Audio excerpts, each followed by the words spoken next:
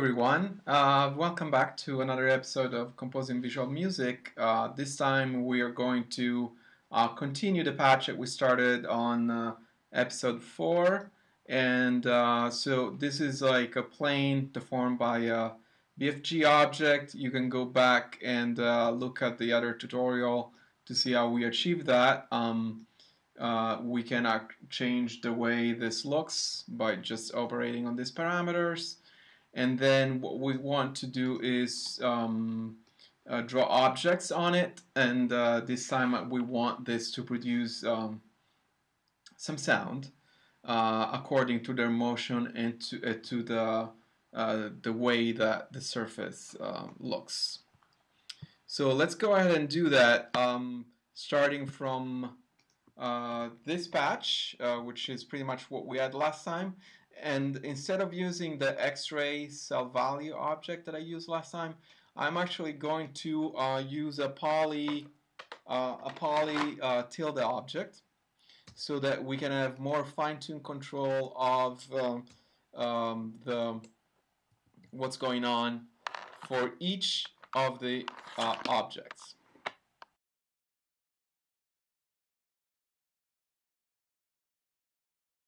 I like to use the argument target 0 so that I can then send messages to all of the instances.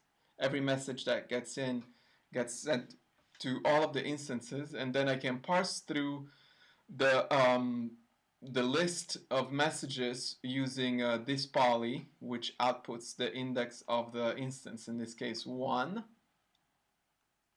And then the list funnel will just put an index to each one of the each item of the list, and then I can get the message routed accordingly to the instance index to the different objects. And in this case, I'm using, just like last time, the jit.bfg object. In this case, I'm using a triangular function, and I mark these as x, z, and y, which is not a mistake. I want the x and z to be treated in one way on this plane. So I want the objects to move according to next z value, while the y value will actually determine when the sound is going to be produced, and in particular by in the moment where the object hits the floor. It's very important for the Gitmo join to have a drawing context, and so that it can be timed to the frame rate of our world objects. I can actually leave the x and z functions as they are.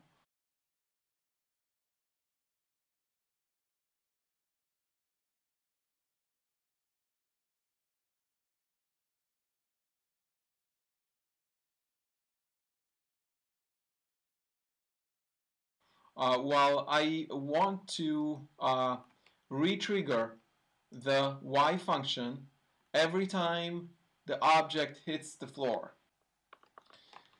Alright, so I copied and pasted what I already done, a way to detect a collision with the floor.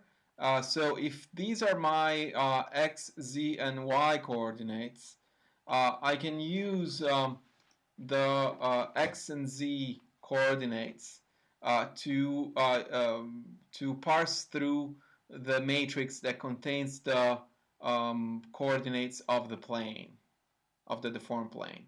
So the deformed plane coordinates are stored in this matrix right here, and I use a get cell message to get the value of that particular point on the floor. I want to look at the y position, which is the second value after the vol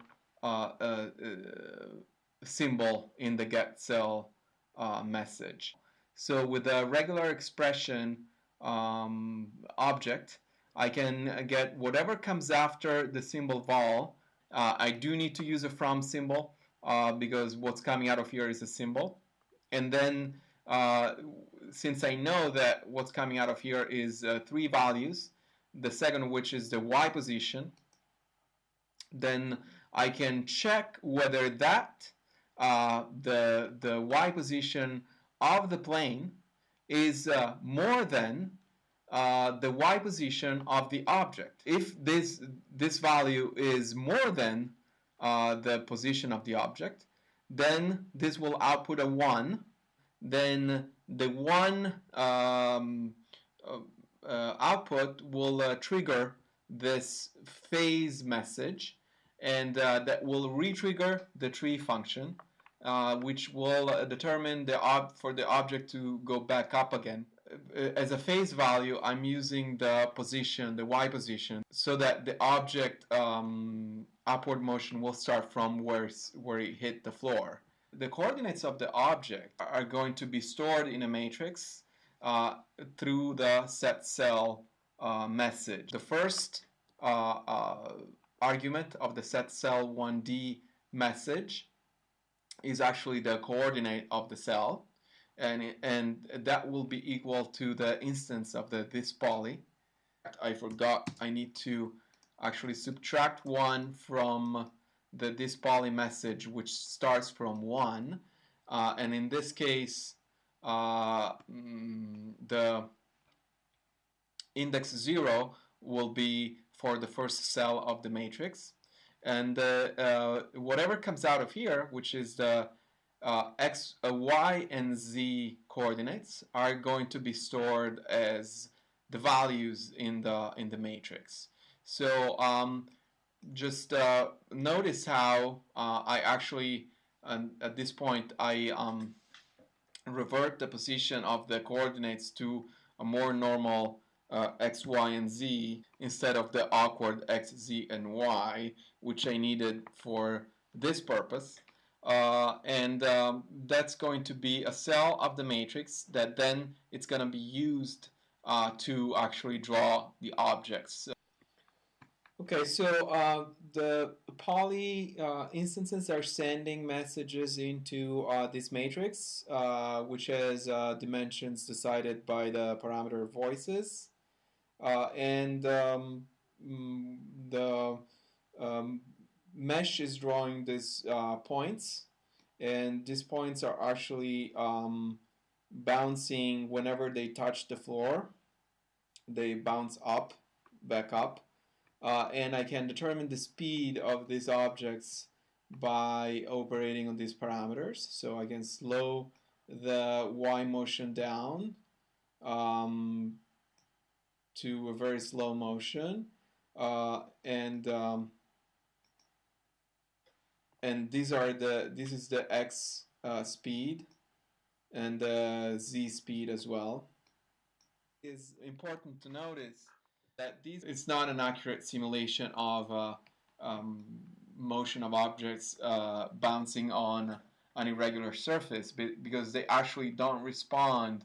Their motion doesn't respond to the irregularities of the surface, meaning they only bounce back up, but they don't change direction on the x and z dimension based on the surface.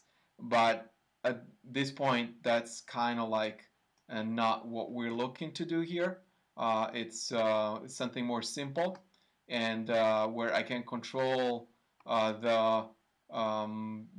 these objects, the way they move, and eventually I want to use them as controllers to produce sounds every time they hit the floor.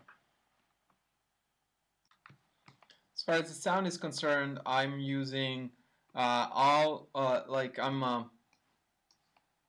I'm going to do is store the current position of the object into a matrix right here, which has the attribute through 0, which means that it's not going to output the position unless a bang is received, and the bang is generated by the same floor collision detection part of the patch that I built here. So whenever the band comes through, then I can use the coordinates of the object at the collision point to create a sound. And this is pretty arbitrary. I use the X for panning, Z for the pitch, based on pitch collection that I sent in a lookup, ZL lookup, which is parsed through by the Z position. So how deep the object is into the scene will determine which note of the pitch collection is going to be played. The Y position, so how high it is, it will, which means how corrugated the plane is, how many high points the object is going to hit. That's going to change the harmonic. So I multiply the frequency of the pitch by integer. So I can get like a coherent harmonic series that then can be used to generate frequency modulation based on another set of parameters. So this part of the patch is a little more tricky, and I will leave it for you guys to discover. I actually made a derivative plane based on the corrugation of the plane, and I used that derivative plane to determine the resonance and the bandwidth and the shift in the harmonic series of the object. So I'm not gonna go over everything that it's in here. It would take me a while, but you should totally feel free to leave a comment and ask questions about things that are not clear. That's it for today. Thank you very much for watching.